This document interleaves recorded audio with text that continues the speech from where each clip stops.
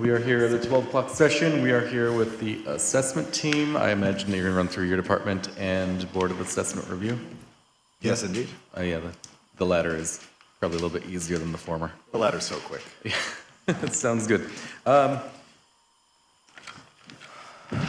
guess great. Start us off, and kind of the over. We are on pages 121, 122, 123.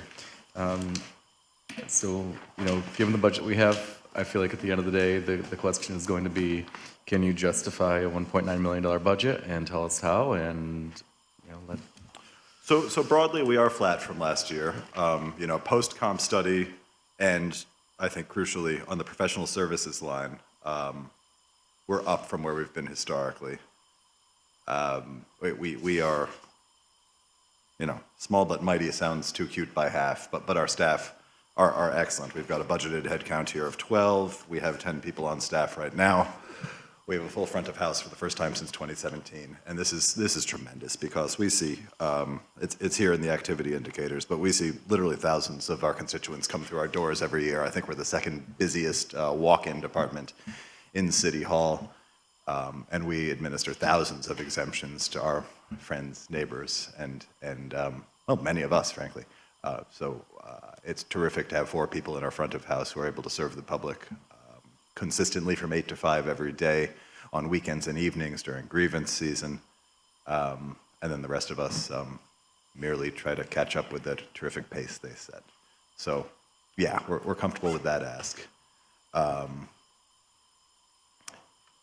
might be guilty of slightly misrepresenting the why of what we do here, but in assessing real property in the city of Syracuse during an historic boom time for real estate values.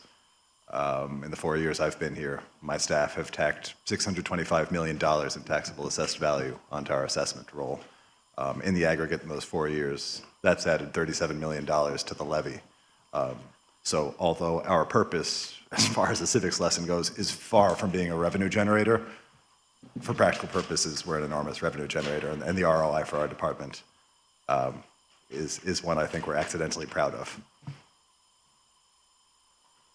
So before you start, can I ask one question real quick? Go ahead. So I know you have 12, just before you start your process, there's 12 positions. And you said there are 10 or 12?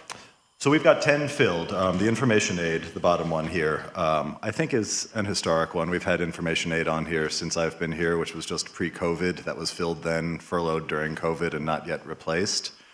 I think there are 2 thoughts there. One, with it, our fervent hope that we're going into a reval. That would be, with all due respect, a low dollar figure, but a high impact position that we could fill, somebody just to triage phone calls, again, continue to serve constituents and serve other front of house staff. The other one is the real property appraiser. We had a senior real property appraiser retire last June. Yeah, so that's vacant now. Again, we want to refill that in the context of the reval, which is why we haven't filled it yet. Because assessment professionals, valuation professionals writ large, don't grow on trees and often do better working in the private sector, it's been our history to promote from within, professional development, get people in as information aides or clerks, and they become appraisers over years learning what we do. So we're leaving that open for that possibility. If we could fill it, we'd do so yesterday. We could increase our already high output if we did that, but right now, it's just a very hard thing to get out there on Indeed.com and find the right person to do that. Sorry, long-winded. 12, Yeah. 12, you got 12 positions, 10 are filled, 2 are vacant. Okay. That's right. Thank you. Sure. Yep. And Matt, would you run through, the biggest number on the page, the $1.1 million professional service line? It was adopted 25, but you didn't spend it.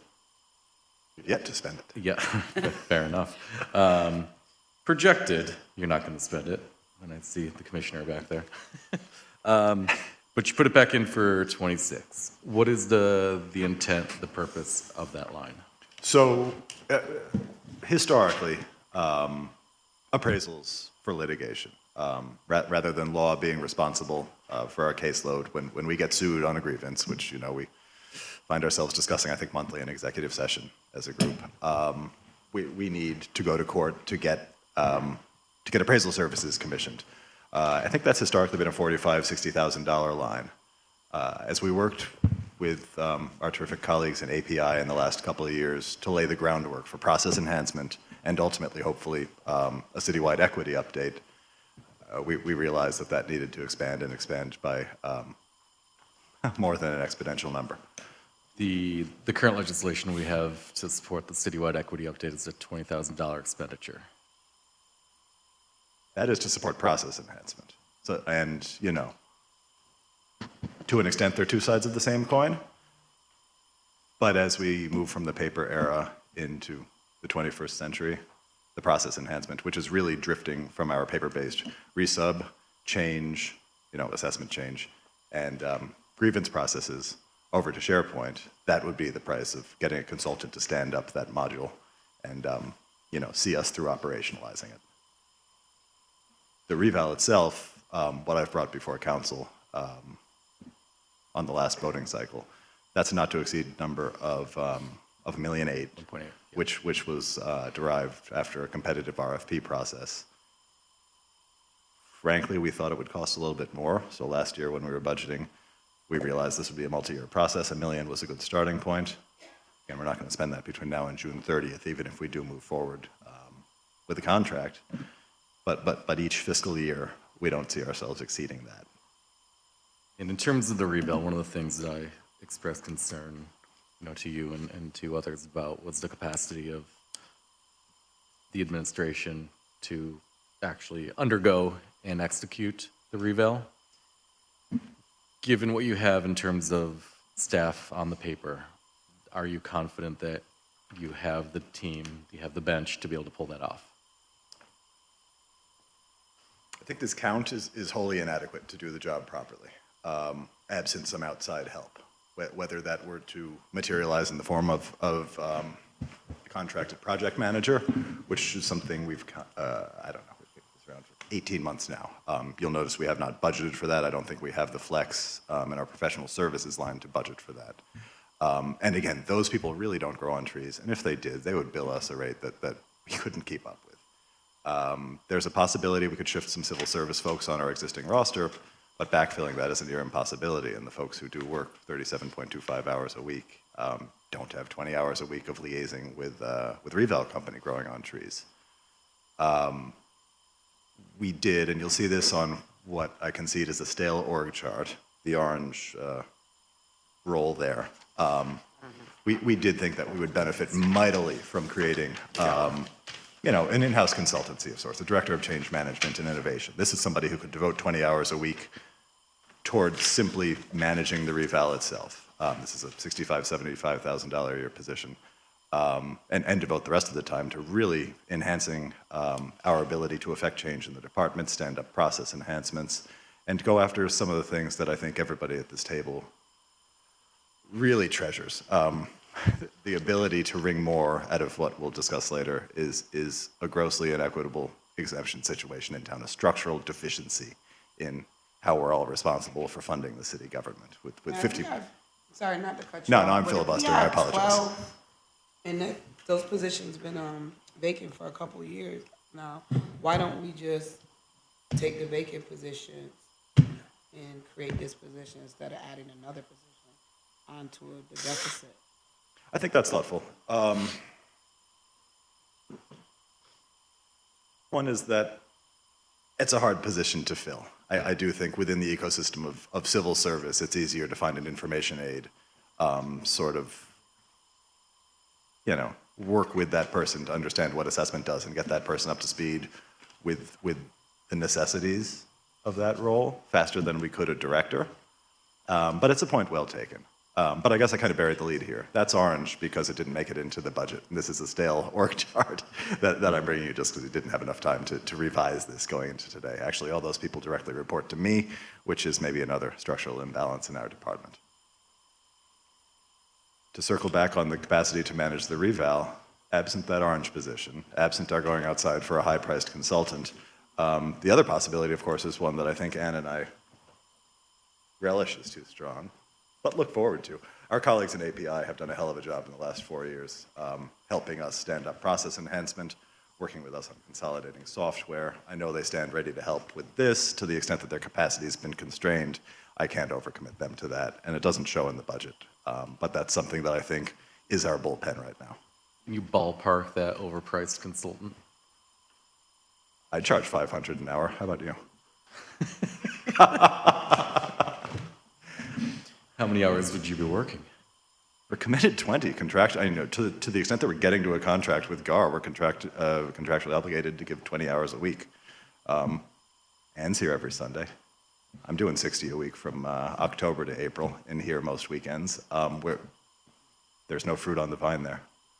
How many people are in API?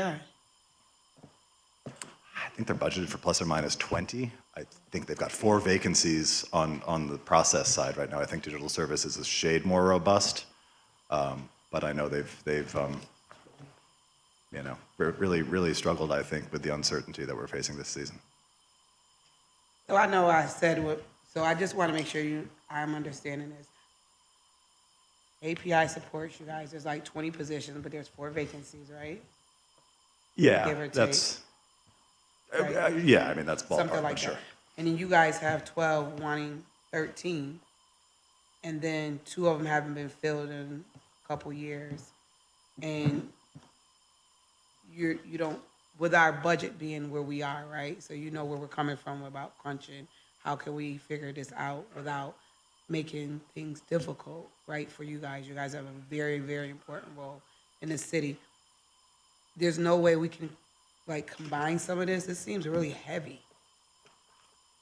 I think that's one of the efficiencies that those folks do represent, that they can serve so many business units at once, right? We're one. Our asks have been minimal over the past few years. They would be growing with a reval, but I think it's terrific to have that flex capacity in API, that they can, work on AMR, they can work on permits, that they can do all these various things and not be devoted to one department, which is why I'm sure that orange position on our old org chart probably seemed a little inefficient to some.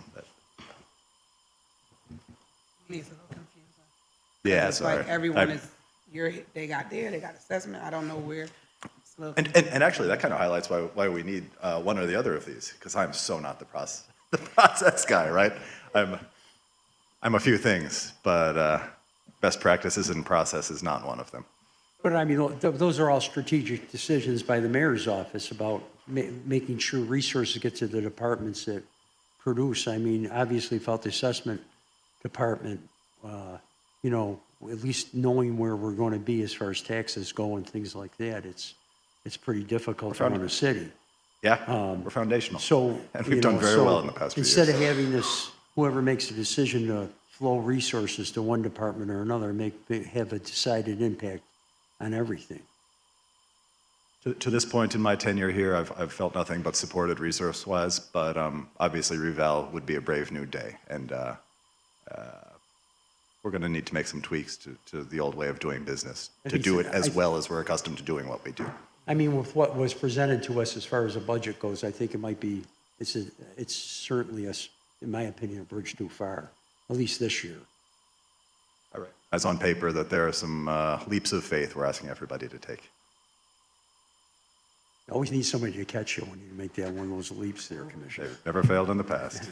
I know your position, like I said, you guys have a lot, right? And no way am I saying it, but is there any way you could give us like a breakdown? Like, for instance, this is a breakdown of positions, and I know what you're saying, assessment, but who else aligns with you guys to help, right? And where do you guys utilize them at, right? Like, for instance, you said API, right? There's positions and you guys work with API, but API doesn't just work with you guys, right? Yeah. They work with, so is there any way you could like map it out or show us from your department? Because we're gonna request like from every department to show us how everything is aligned, just so we can have an understanding, a better view. Because you guys do it every day, right? So you know who you work with, but we don't. So when we see these positions, we're just like, we don't know what they're doing. I love that. Yeah, we don't, that doesn't exist. I could probably have some fun going down that rabbit hole and helping to make it exist with some of my colleagues because, you know, our tentacles are everywhere. You know, in the land bank processes, how many people touch that with my signature on the letter and our conveying those properties. Everything Vicky's doing, not everything, but, you know, so much of what Vicky's doing is hand in glove with Ann. Law, we're joined at the hip with on so many matters. On all the, certainly codes, Ann's on the phone with Ryan twice a day on this, that, or the other. Zoning, planning, obviously Eric and I work so closely together. And then, of course, Michael with everything he's point on for asset management. When he convenes the Property Disposition Review Committee, that's a dozen folks from different business units around government. And so to map that out, yeah, I think that would be beneficial for not only everybody on this side of the table, but us too. Yeah, thank you. I have a quick question. In page 123, in your operating supplies and expenses, in year 25, you have $36,000 versus $3,800. Is that a typo? Wow. Huh. That has to be a typo, right? Oh, we were on the hook for some OPP expenses. Ooh, that's something we could use a chart for. Other people's property. Yeah, all right. I'm using recycled material that you weren't here for a couple months ago. We needed to move a wall over on the 7th floor of One Park Place. Okay. You know, we got used to the space and realized it wasn't doing everything for everybody. So, Okay. police need a new wall. Assessment pays. They'll reimburse us. Commissioner, page 125 with the Board of Assessment review, it says the rate variation per day. And before you finish that, I was going to ask that question too. What is a board member? So we've got 5, okay, Board of Assessment Review, independent board, serves at the pleasure of council. Historically, I think the Finance, Taxation, and Assessment Committee Chair is playing an outsized role in appointing those people. It's a 5-person board who adjudicates assessment disputes in February and March, you know, grievance. So they heard about 400 cases this year. City comes in, Ann and I sit right here, present our case, and the 5-person board hears the cases. Do you make the appointments in your office? Councilor Williams does. Okay. Oh, okay. I believe he's made one so far. So with that. Flex rate, yeah. So the flex rate, and you said they heard 400 cases, and it looks like, say 150 a day in February, 125 in March. Is that, so did all the 400 cases get heard the same day? No, we are in here. They must be really good at that. That's how it is in the town. And I'm going somewhere with this, right? Yeah. $150 a day. So how many days did you hear the 400 cases? And where's the cost of it all? They're the best value around. Yeah. Their salaries are estimated as 20 on the next page. So we were probably in here, probably close to 4 weeks. Yeah, I mean, we were in here the first week of March for sure. Yeah, I mean, no, it's a good value. I know we came to council about 2 years ago and asked for a rate increase because it had been flat since the early 90s, or maybe late 90s. We tweaked the number, and this was, I think, a kind of elegant solution between Ann and Joe Barry. We were really aware that if they had a financial incentive to be paid more in March, they'd be deliberating, and I wouldn't be signing the roll on the 31st of March, as I'm statutorily obligated to do. So we decided to have a staggered rate. They get paid more in February, gives them an incentive to wrap it up early. Who picks these board members? Broadly, the council, specifically finance chair. I didn't know that. We got a vacancy right now. We'd like to get it filled before September. And if we look at the reval, what will the uptick, I know that the GAR committee meeting talked about additional need for the grievance process. Both. Buffalo's been buried. Not only additional board members, but support for corporation counsel. You know, they're coming out of it with 2,000 new cases. I know Ann can speak to what happened in the mid-'90s with grievance. It was busy. Yeah, in the 90s, there was 3 separate boards, 3 members that I can remember. So in this room, there were 2 boards here and 1 board in the back. We had, hundreds and hundreds of grievances. Again, with GAR, they're going to try to get rid of or, have pre-grievance meetings. Those were done at Carousel Mall. Hundreds and hundreds and hundreds of people coming into the mall, upstairs. Again, a couple of boards hearing grievances prior to the official hearing, just to try to lower the numbers, but there was at least 9 Board of Review members that were there were 5 normal tenured board members, and I think we had a year for the other 4 or 5, whatever we had. But If we move forward, would we be seeing that increase in the next fiscal year? No, the new board wouldn't be impaneled until January of '28. Am I under mic'd? Sorry. No, January of '28 would be So the it first. wouldn't be sequential, it would be drop it all at one time.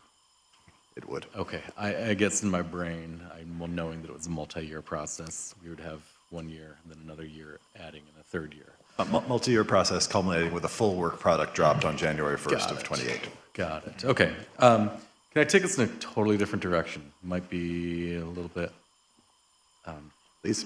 yeah, throw you off guard. And Commissioner, I'm not sure if Nader was mentioning to you. I'm looking, I can't find the revenue line. Page 10.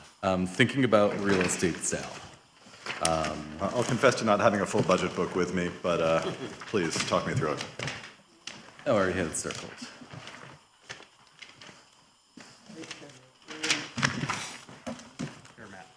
Oh, thank you, Counselor. Sale of property. Oh, here we go, yeah. Is the 1 point. PSB, right, and they're 60% owned by us and 40% by this county. So anticipated out of that would be $1.2 million. Okay. We're looking at that 1.47 number, that the majority of that is coming from public safety building.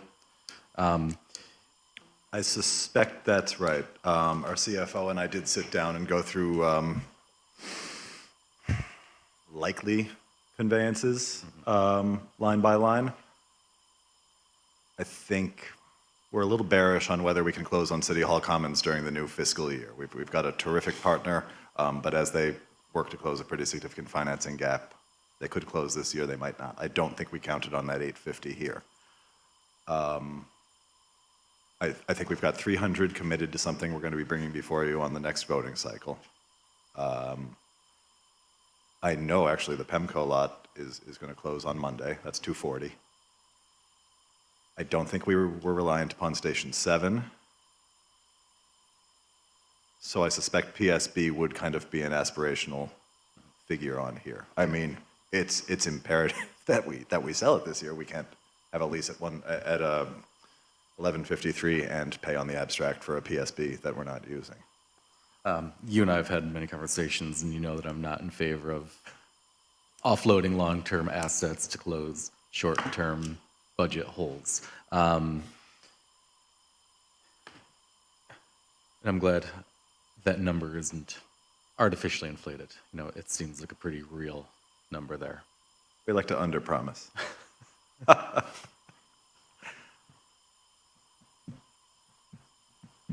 But you know, there's other possibilities out there. Michael is, you know, periodically pulling rabbits out of hats with $14,000 lots in the neighborhoods, but that only adds up. Dollar figure on the PSB if we don't sell it? What's the actual? I believe we're being, I mean, I don't have the abstract handy, but I think we're being billed about $1.7 million this current fiscal year. Say that again, I can't hear you. I think it's about $1.7 million. It went down a little bit last year to this year, but it's an enormous total. It's way more than we're paying at One Park Place, by about So, I mean, 300%. the county offered an RFP on it, right? The county did put out an RFP Did with they our get any technical support. responses? We did. So it was a joint county and city? No, county did it, but, you know, said with, we. with our support and with our With your strong, support? strong voice behind it, yeah. So they did. So we are in the process right now of vetting responses. Matt, when you said we're paying less, so I always think of comprehensive plan, like, we always do 25, 26, but I'm thinking 27, 28, 29. What do we pay for one Park Place? Because once we give up all our assets, eventually, right now we look all right, but what's gonna happen in the next couple of years? That's right. So we negotiated, I think in the aggregate, about $300,000 off the initial couple of years. But there's a 25 cent per square foot annual escalator on this. So right now, off the top of my head, I wouldn't want to quote to the nearest 50,000, but, you know, I think it's a little over $500,000 a year. Over 33,000 square feet, that escalates by that much over a 10-year lease term. We are actively exploring a possibility for the back end there. I couldn't agree with you more. We got to engage in long-term planning here. This is why we keep getting Well, I caught think in we these got to tough- make a decision, don't we, Commissioner? I mean, you go from a building that's, you know, that we own, and we have to pay for upkeep, capital investments and all that, I mean, invest capitally in it, to a building that we lease, and a guy pays taxes on it, correct?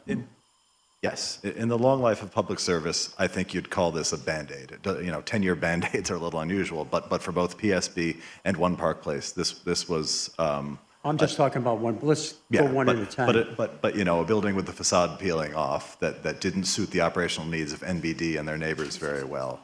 It was a home run to get out of that, get this building back on the tax rolls. I think provide 39 units of new housing when they do deliver. This was great, but can we stay in Class A office space leased forever? No, we're not Chicago, we're not New York City, we're not the GSA.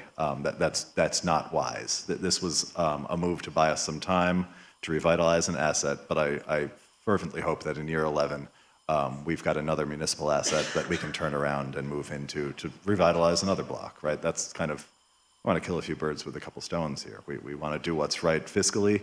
We want to meet goals like fiscal sustainability on the roll, housing, and we want to give a jolt to some sector, whether it be physical or a class of property. In this case, we took advantage of a really low rate for Class A office space at a time when the market was down. I think we'll benefit from that for a while. But Do we ever do like asset loss, so versus what we used to pay for and versus where we're paying now, and how much we sold it for versus what we're paying? Like, where are we, you know? Because that money. there's a big delta there. We're selling it for $850,000. We'll pay that for 2 years of the lease at the new building.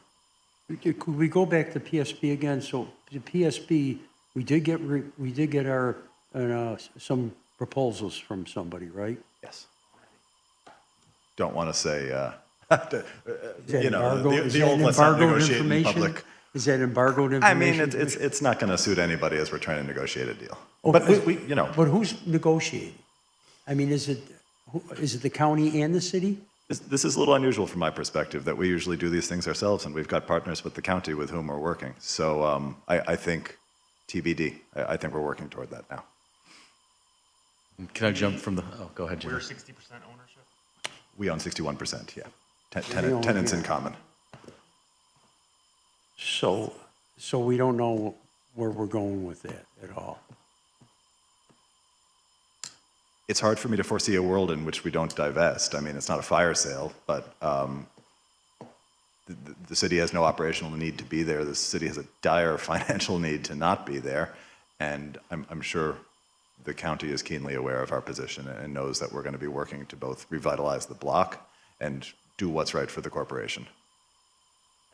I'm probably off the rails a little bit, but is the building viable as it is, or is it a tear down?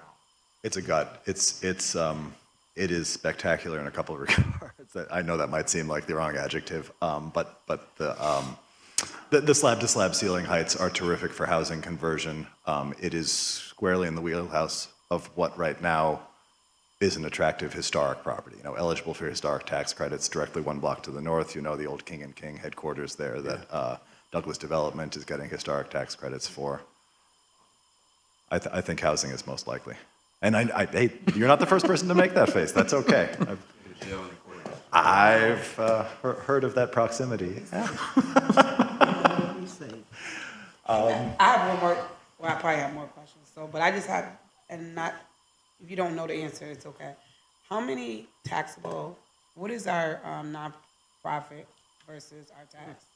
It's on here? You know, Oh, but I brought a cheat sheet. No, I just need a number, I don't, this is a lot. You have like, is it 48%, 51%? just look at the 10th or 11th one down, and I'll make a wild guess what that is. In terms of, yeah, I think you've cited this number before. On the roll that I just signed last week, it's 48.6% of our total value is exempt. So it's sort of down. We are, 0.6%.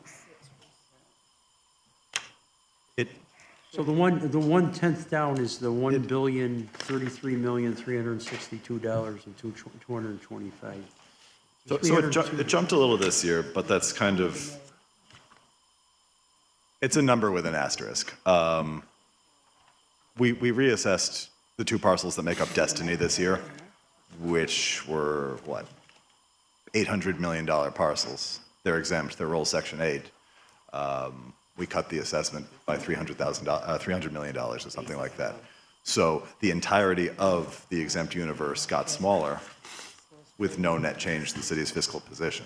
But it does represent a reslicing of the pie, as it were. So you said 48.6%, right? 48.6% of the value, of the total value is exempt this year. That is a shade off of last year's 47.7, and totally in keeping with the trend we've been seeing since 2020. So the biggest one is Syracuse University, 1 billion in X. Is that I it? don't. I'm just guessing Oh, we that's gave you it. guys an exemption. Oh, cool. Okay. Got more information than I do. I tend to think large private sector, nonprofits, New York State, and SIDA tend to be up at the top of that list.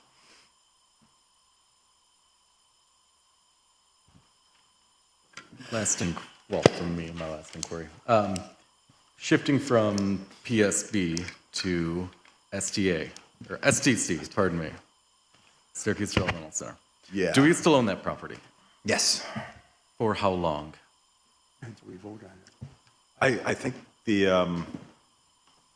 conveyance date I hear being tossed around is fourth quarter of this year. I know there's demolition has been flying from what we've all seen with our eyes. I know this is a priority to HCR. It's obviously a priority to the administration and the council. So I think there's a real hope that our preferred developer closes on financing at the end of the year and breaks ground shortly thereafter. And are we anticipating revenue from that sale? I'm not entirely sure. It can't be in this $1,000,047 line I'm sure they're because going to have a it's pilot agreement. yeah, we've discussed that, right? Pilot rather than traditional It'll be all shelter held. rent. But, so that won't show up, that'll show up under the pilot's money. I mean, obviously. Yeah, it would be a roll Section 8 property it where won't they're be- contributing. I mean, it I still mean, winds they'll up in the general assess, fund. and that's how the pilot is crafted, of course. How Yeah, many years and all that. yeah, that's right. And I think in What this is the case, assessed it's, value of that property up there? It's 47 acres. I mean, you wouldn't know offhand, but maybe they could get it to this counselors. it's low. And I think we might have bumped it this year because the demo was in progress. I know we changed the class code. I remember being up there as the sun was setting on New Year's Eve trying to get a couple good demo shots. About $1 million, $1.1 million. It's $2 a square foot, it's kind of steep. Man, I'm going to ask you about miscellaneous revenue, Onondaga County lighting reimbursement. So that's on page 11. Oh, yeah, that is. So we get reimbursed, does that got to do with the stadium? The lights that go on there, or is it just miscellaneous? I'm truly not sure, but I know we can get you a good answer on Lighting that. reimbursement adopted 2,122, proposed 0. And this is supposed to be revenue, miscellaneous. And then I'm looking at transfer from water fund, transfer from sewer fund. Yeah, I would hesitate to speculate. That's a little too far out of our lane. I know Ann could speak for an hour on special lighting districts, but, yeah, that's right. No, it's just. But we can certainly find out for you. So you don't know? No, I don't know. Okay. Let me me ask you a question. Let's go back PSB, but the new PSB. Yeah. Are we paying on that right now or no? We don't, under the terms of the lease, we don't pay until they deliver. So we can even start moving in, having our IT folks get all of that end up to speed. But until we actually move in, we don't pay.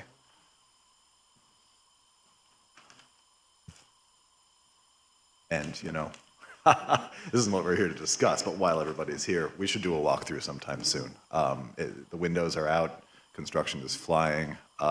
It's already spectacular, and there's nothing in there. What's the end date that everything will be moving? I hope early first quarter. I think actual moving should be taking place in December, but I think we won't be ready for employees until early in the new year. EHA's handling the move, right? CHA is the project manager. They're working with Michael on that, with all the relevant tenant reps at the table. And I think that's going, you know, really smoothly for what is an enormous redevelopment project.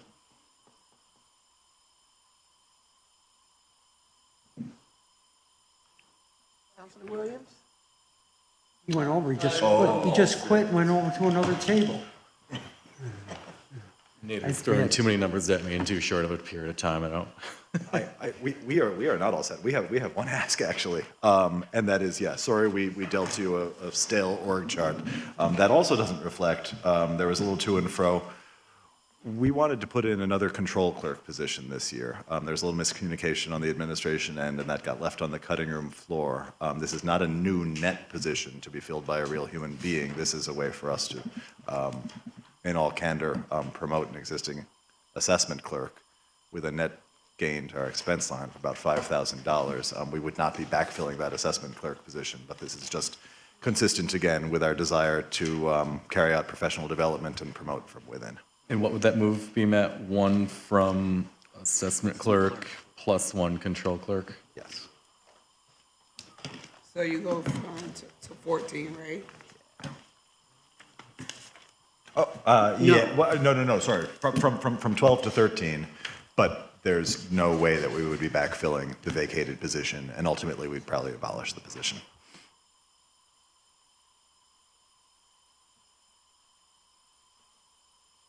What would that salary be? What would that be? Grade 8. It'd be, okay. 43 to 50. So you'd have two of them. Yeah, 43 to 50. And you can't fill that with the 2 vacant. You know,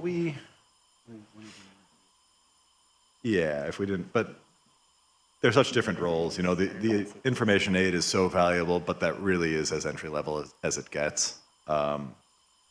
And then the real property appraiser is just characteristically different, something that is really going to be deep in software and out in the field rather than in our front of house serving constituents. I didn't mean saying, I'm saying like demolish those and then just move those over, like, you know, create a new line where you want this position, since they haven't been filled anyway.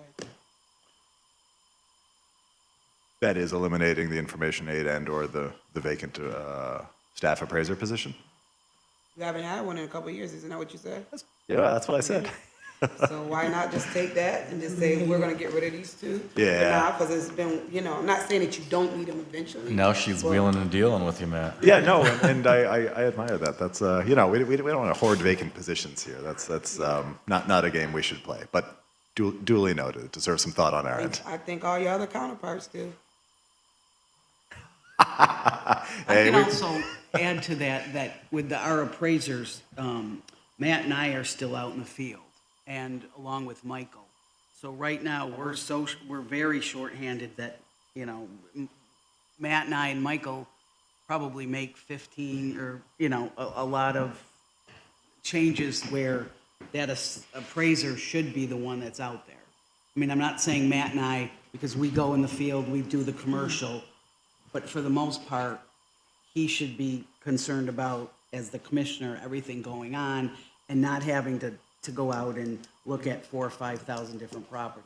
I'm not saying he made those changes, but we have to review assessments that we might have to look at 4 or 5 times because they took out a permit in January and haven't done any work till October. So a lot of numbers that you don't see here for one assessment change, we have to review maybe 2 or 3, 4 times.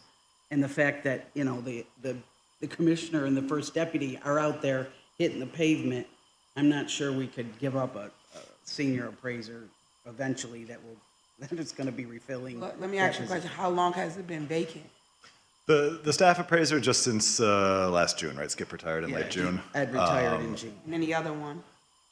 The other one's been vacant since Elaine was furloughed during COVID, right? How long has that been? Yeah, we're going on 62 months. Why can't we just eliminate that one then? I'm open to that. Because we could always come Then back that and sort ask of for makes it. sense, We- like you're eliminating one, but you're creating one that really makes more sense for you, right? So I think that's thoughtful, yeah. the city clerk pointed out the timing to us.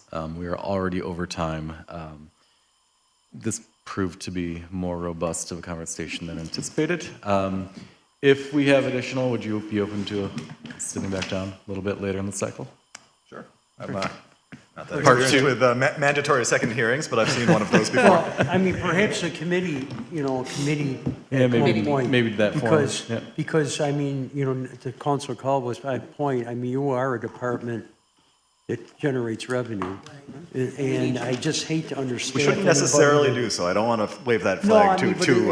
but in fact, you do. In And fact, we do. I hate to, with the anticipated growth in population here, I don't know if it's a good time to, now, I think we should probably add somebody on and just maybe down the road, hire those two appraisers.